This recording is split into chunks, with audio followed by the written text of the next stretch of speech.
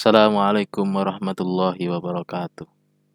Ini adalah materi pertama dalam diklat kita dengan judul Inovasi Guru Membangun Personal Website.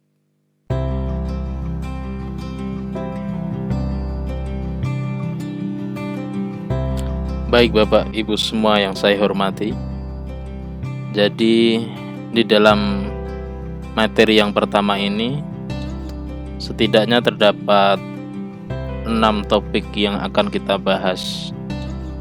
Yang pertama adalah apakah itu website. Kemudian perlu juga kita belajar sedikit tentang sejarah website. Kemudian selanjutnya kita akan mempelajari istilah-istilah penting dalam membangun sebuah website. Selanjutnya yaitu kita akan belajar terkait fungsi website itu sendiri.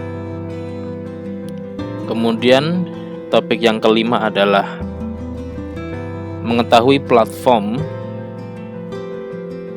di dalam website. Dan yang terakhir adalah nanti kita akan praktek secara langsung bagaimana langkah-langkah dalam membuat website itu.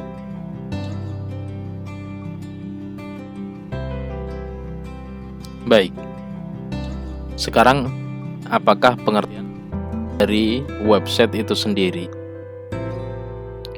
Website adalah segala sesuatu, lebih tepatnya halaman yang ada di internet, yang dapat kita akses secara online dari mana saja, menggunakan alamat atau domain tertentu. Dan website ini dibuat memiliki tujuan-tujuan tertentu oleh pemiliknya.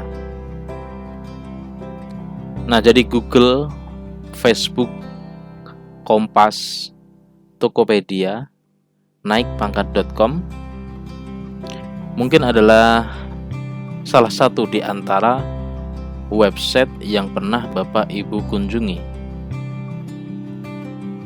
Nah, dari beberapa website ini memiliki tujuan-tujuan tertentu. Misalnya Google, sebuah website yang oleh pemiliknya itu digunakan sebagai mesin pencari. Kemudian Facebook sebagai media sosial.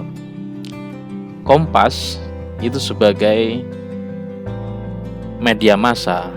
Kemudian Tokopedia itu tujuannya adalah sebagai toko online. Nah, jadi Bapak Ibu nanti ketika sudah memiliki website itu pasti Bapak Ibu semua memiliki tujuan tertentu.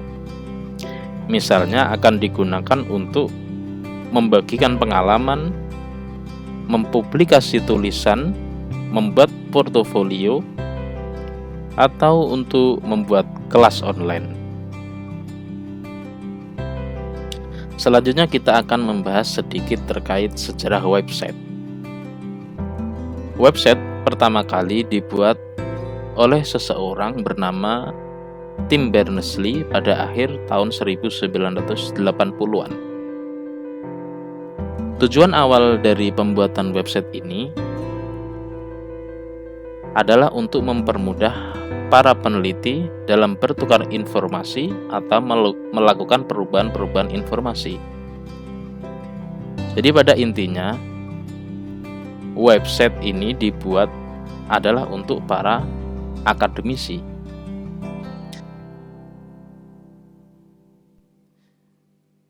Jadi menurut saya sangat relevan sekali apabila seorang pendidik, seorang guru, seorang akademisi memiliki sebuah website sehingga website tersebut dapat digunakan untuk menyampaikan ilmu pengetahuan, berbagi informasi kepada masyarakat yang lebih luas secara online.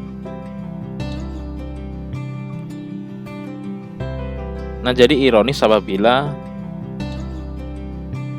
seorang yang memiliki ilmu yang berkecimpung di dunia pendidikan dan keilmuan, tapi tidak memiliki sebuah website.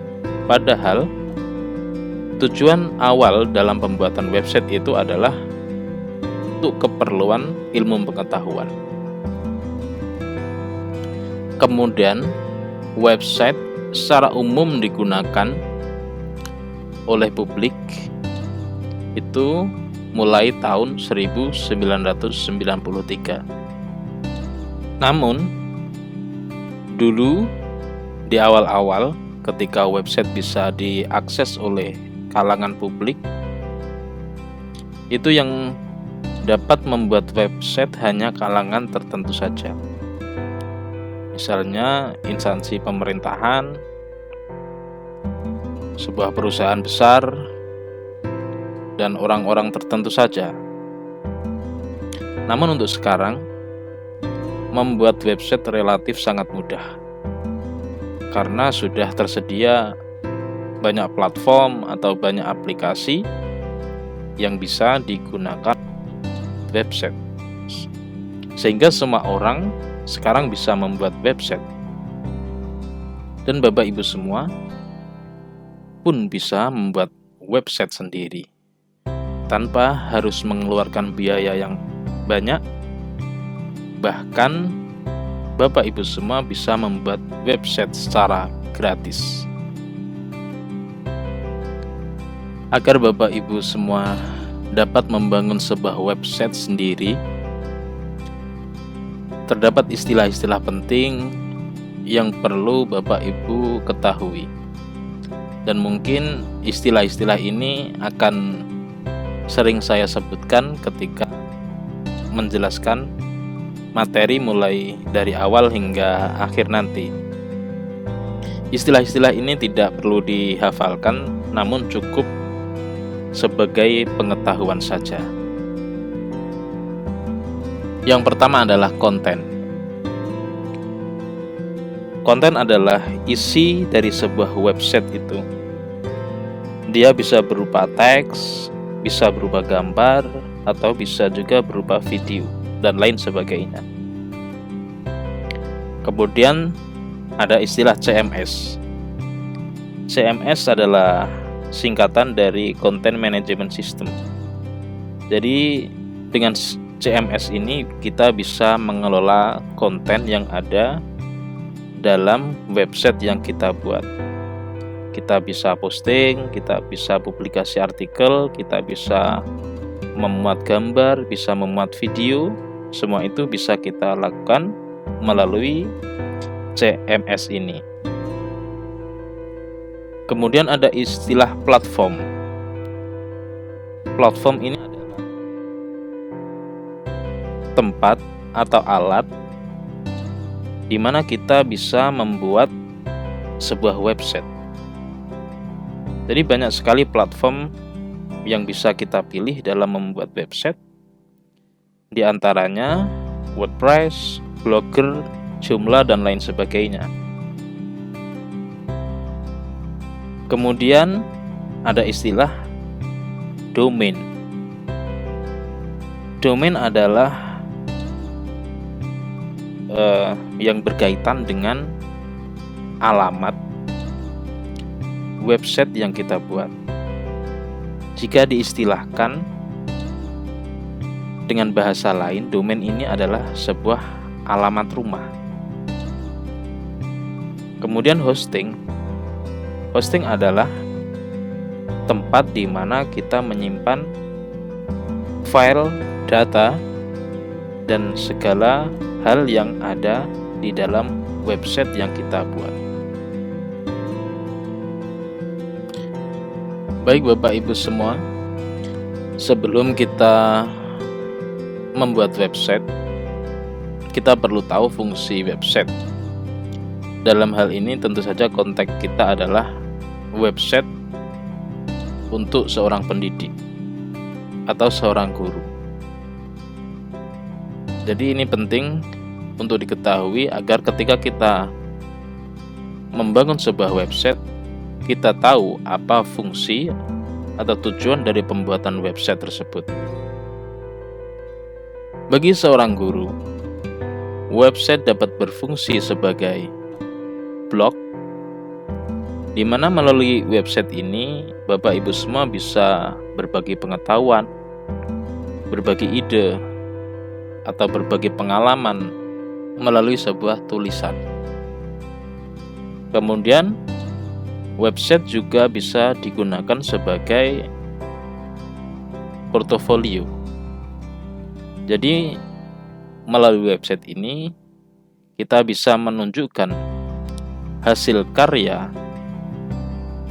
atau prestasi-prestasi apa yang pernah dicapai oleh Bapak Ibu semua, baik itu melalui tulisan, melalui foto, menunjukkan lukisan, gambar, dan lain sebagainya. Jadi apabila website digunakan sebagai portofolio, ini sangat bermanfaat untuk personal branding Bapak Ibu semua. Kemudian website juga bisa digunakan untuk membuat kelas online. Jadi Bapak Ibu semua ketika melakukan pembelajaran jarak jauh tidak perlu bingung menggunakan aplikasi-aplikasi yang lain. Cukup menggunakan website ini sebagai media pembelajaran dan cukup efektif untuk digunakan. Kemudian website juga bisa digunakan sebagai halaman sekolah secara online. Jadi website ini nanti bisa digunakan sebagai media bagi siswa untuk mencari informasi seputar sekolah dan memuat segala informasi yang berkaitan dengan sekolah tersebut, baik itu untuk proses pendaftaran, untuk media informasi, dan lain sebagainya. Ketika kita ingin membuat website, setidaknya terdapat 2 platform yang populer digunakan atau yang umum digunakan. 2 platform tersebut adalah WordPress dan Blogger. 2 platform ini memiliki kelebihan dan kekurangan masing-masing. Ketika kita menggunakan WordPress sebagai tempat atau alat dalam membangun website kita perlu mengeluarkan modal untuk membangun website tersebut, karena harus membeli hosting dan juga harus membeli domainnya. Dan membuat website di WordPress ini relatif cukup rumit untuk pemula. Namun WordPress juga memiliki keunggulan, di antaranya ketika kita membuat website di WordPress ini kita memiliki kontrol penuh, sehingga kita dapat melakukan modifikasi terhadap tampilan, kemudian kontennya. Itu adalah salah satu keunggulan dari WordPress. Kemudian WordPress ini juga bagus untuk bagi para pengguna tingkat lanjut. Jika kita menggunakan Blogger sebagai tempat untuk membuat website, itu kita tidak perlu membeli hosting atau sewa hosting alias gratis. Hanya saja ketika kita ingin membuat domain atau alamat yang dimodifikasi, kita perlu membeli domain tersebut. Namun harganya relatif sangat murah. Kemudian keunggulan Blogger adalah ketika kita membuat website melalui platform Blogger ini, prosesnya sangat mudah. Dan Blogger ini sangat bagus atau sangat mudah digunakan oleh para pemula. Akan tetapi platform Blogger juga memiliki kekurangan. Salah satunya yaitu kita memiliki kontrol terbatas. Artinya ketika kita ingin melakukan modifikasi tampilan, ingin mengubah tampilannya dan lain sebagainya, itu relatif cukup sulit, sehingga kita harus menerima apa yang sudah diberikan atau pilihan-pilihan yang sudah diberikan oleh blogger ini. Dengan pertimbangan tersebut, maka kita akan belajar membuat website menggunakan platform Blogger. Sehingga harapan saya, dengan platform ini kita bisa membuat website secara lebih mudah dan murah. Berikut ini adalah langkah yang perlu dilakukan ketika kita ingin membuat website melalui platform Blogger. Langkah pertama yang perlu kita lakukan adalah mengunjungi situs Blogger itu sendiri yang beralamat di www.blogger.com. Kemudian di situ kita nanti bisa membuat website yang kita inginkan. Kemudian langkah yang kedua adalah login melalui akun Gmail. Jadi kita harus memiliki akun di Google ya. Kemudian langkah yang ketiga adalah melakukan konfirmasi profil jika muncul perintahnya. Kemudian yang keempat adalah mengatur identitas website yang kita buat, termasuk memasukkan judul, membuat domain, dan memilih tema atau tampilan yang ingin kita gunakan. Untuk lebih jelasnya, silakan menyimak video berikut ini dengan seksama. Di sini akan saya tunjukkan bagaimana membuat website melalui platform Blogger. Jadi yang pertama yang perlu kita lakukan adalah mengunjungi situs dari Blogger itu sendiri yang beralamat di www.blogger.com. Nah, di sini kita temukan halaman dari Blogger. Langkah selanjutnya yang harus kita lakukan adalah menekan tombol Create Your Blog. Apabila halaman Blogger di layar komputer Bapak Ibu menggunakan bahasa Indonesia, maka di sini tulisannya yaitu buat blog.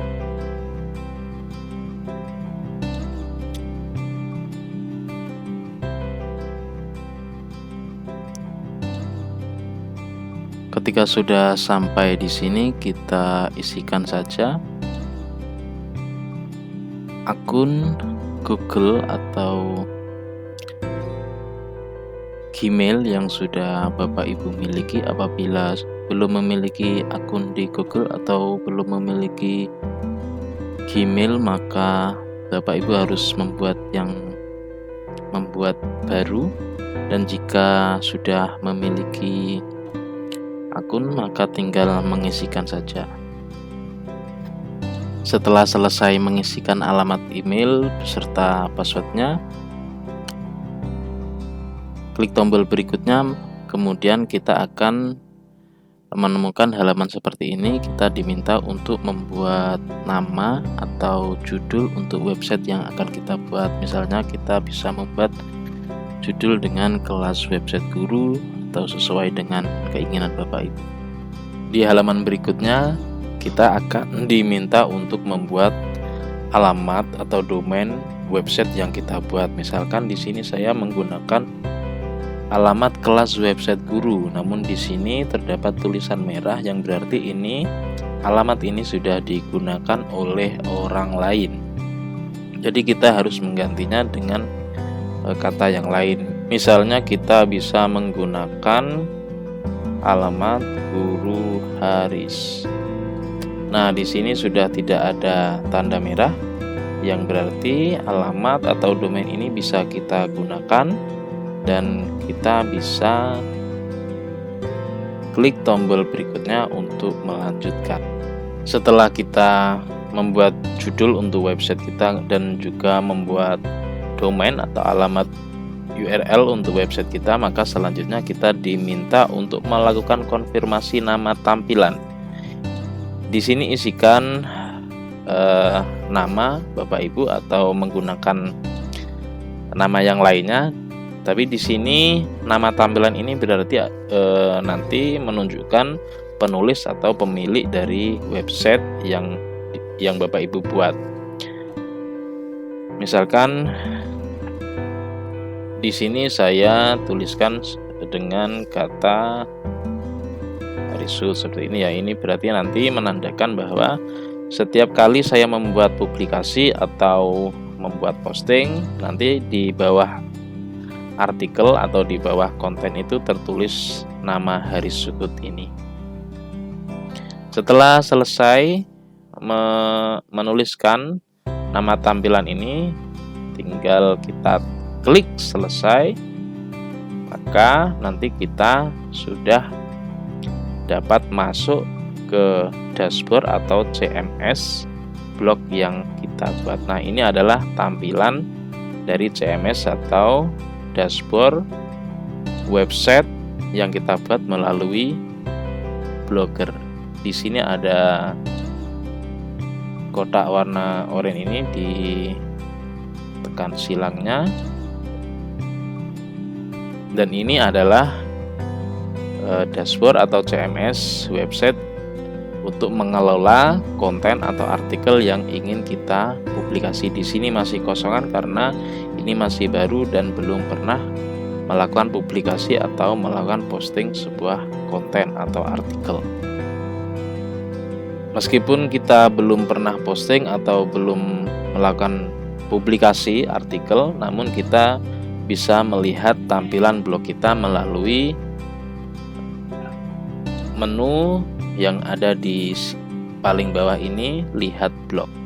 Nah, kita coba lihat bagaimana tampilan dari website yang baru saja kita buat. Nah, ini adalah tampilan awal dari website yang baru saja saya buat. Di sini tadi saya menuliskan judulnya kelas website guru dan tampil di paling atas ini. Dan kemudian alamat tadi Guru Haris berada di atas sini, dan di sini di belakang Guru Haris di sini otomatis terdapat kata blogspot.com karena ini menggunakan domain gratis yang diberikan oleh Blogger. Namun nanti kita bisa melakukan modifikasi, misalnya menggunakan nama Bapak Ibu sendiri. Nah, ini contohnya saya menggunakan nama saya sendiri, Haris Sukut. Ini adalah domain yang sudah dimodifikasi.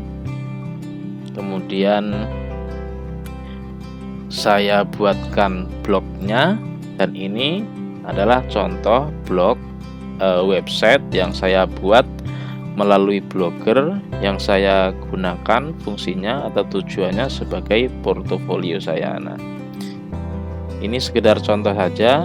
Jadi ketika nanti Bapak Ibu sudah melakukan langkah awal dalam membangun sebuah website, nanti bisa dimodifikasi seperti ini dengan teknik-teknik tertentu.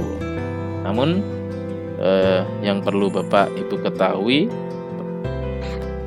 di awal-awal ini adalah bagaimana langkah membuat website mulai dari awal tadi, yaitu menggunakan platform Blogger, kemudian melakukan login lewat email, kemudian mengisikan identitas website yang kita buat, dan akhirnya kita bisa masuk ke dashboard atau CMS Blogger ini yang akan kita gunakan untuk mengelola website kita.